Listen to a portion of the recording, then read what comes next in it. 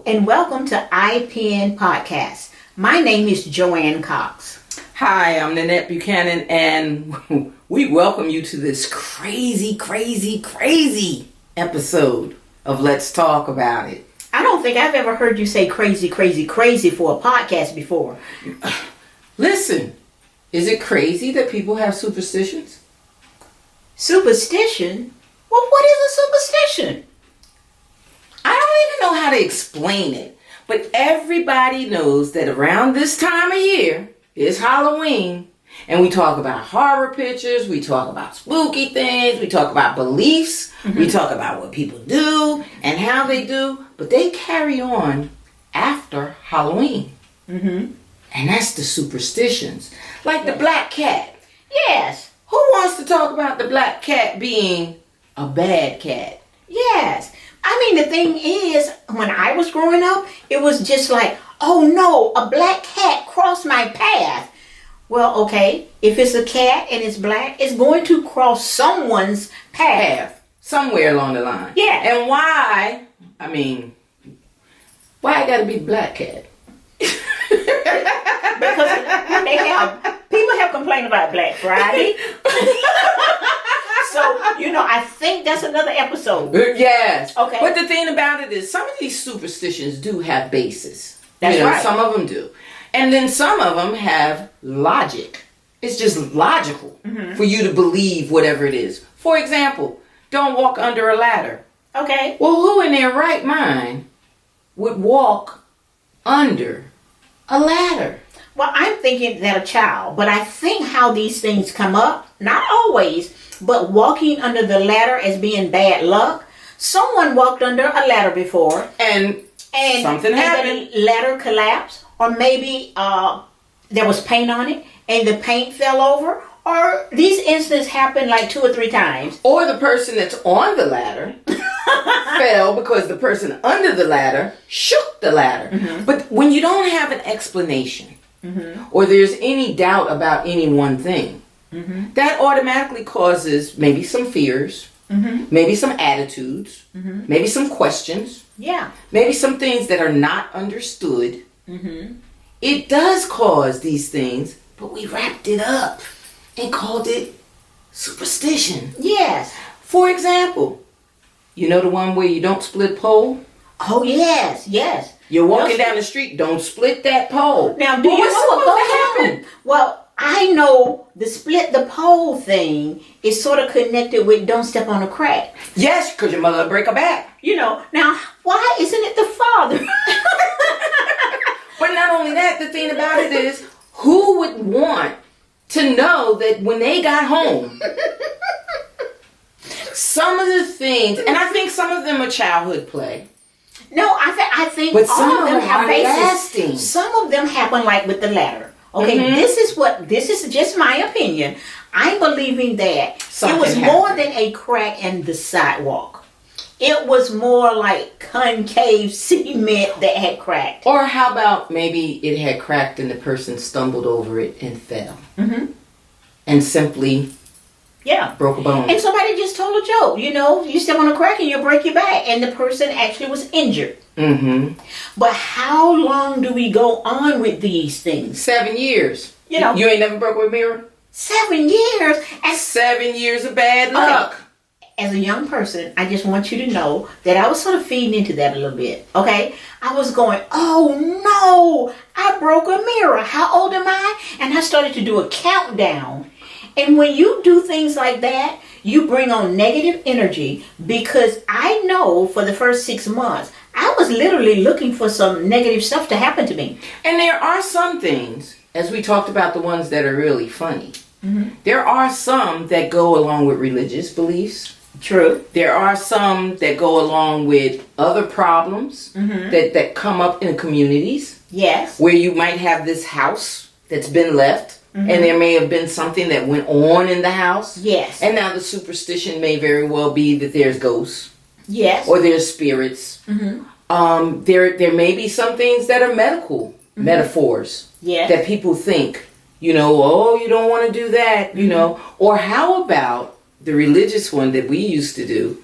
If you pass a religious artifact or you pass a religious building, or a cemetery, you make the sign of a cross. Okay. You know, you do these things. So some things are passed on. Yes. Generation to generation. And it had some backing and behind it does have some backing or some things to it.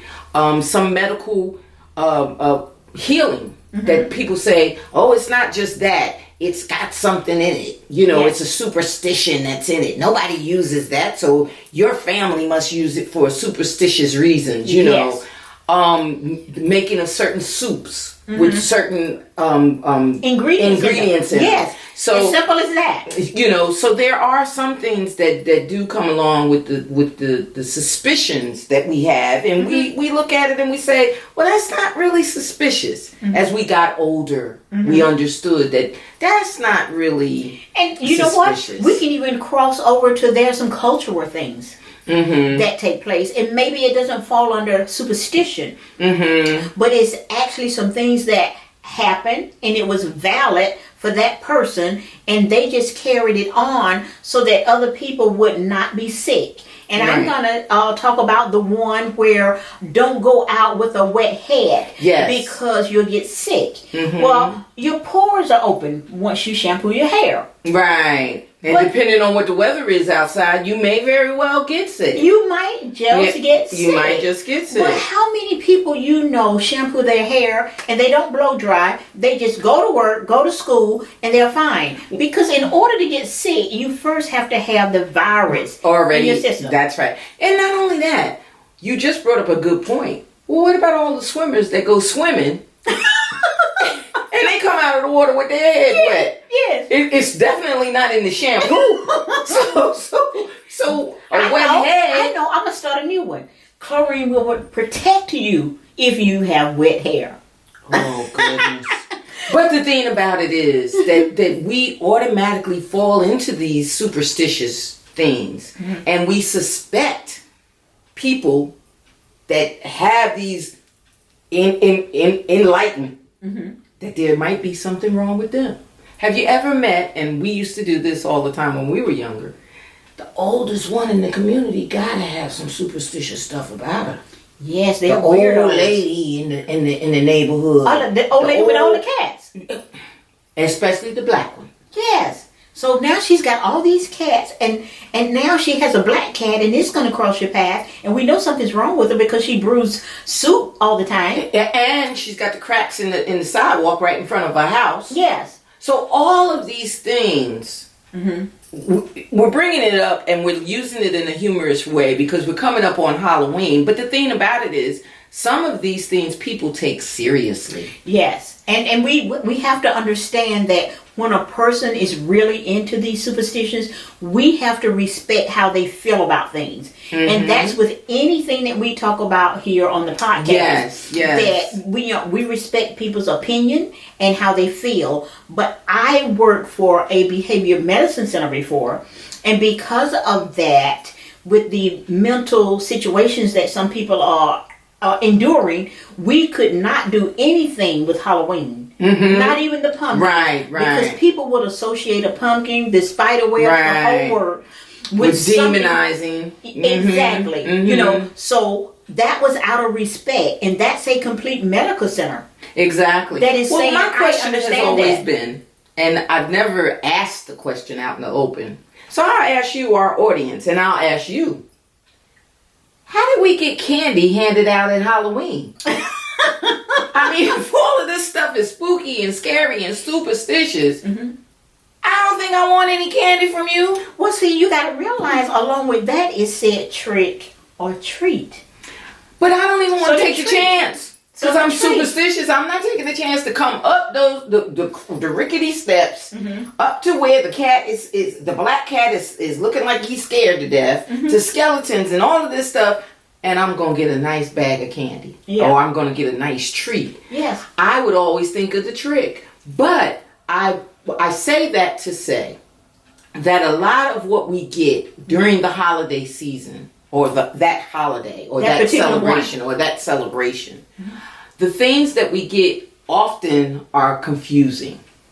Because superstitions last well beyond the day of Halloween. Yes. They last, some people have them for a lifetime. And just to bring it to your attention and to the audience, we know that a lot of spiritual people, including myself, try to get away from the stigma of the negative side of it. And so you don't want the man with the hatchet in his head. Exactly. So now the little girls and the little boys are putting on a princess outfit, or people are doing things from Disney area that is more enlightening and positive. Right. And the churches are doing like a trunk or treat. Right. You know, so you're still getting candy. And that's what we did. We did at the boys club. We would have little, the costume parties and the different things, but it would all be in the light of fun, as opposed in the light of fear. Yes. So we wouldn't want to scare the little ones or do anything like that. So we think about those things, but the superstitious things that go on, all men, however highly educated, all of them have superstitious inklings. So everyone has a superstition. What's yours? We'd like to know. Well, do you have a word? That was my word. And so when they give that word back to us, we'll know. We'll know what that is. We want it added with your superstition. What's yours? What's your superstition? What is it that you learned growing up that you thought was the craziest superstition? I think when Stevie Wonder wrote that record, that's what he was thinking. Well, very superstitious. I just want our viewers to know that it is so interesting when you give us the feedback. Yes. It gives us something to communicate back to you.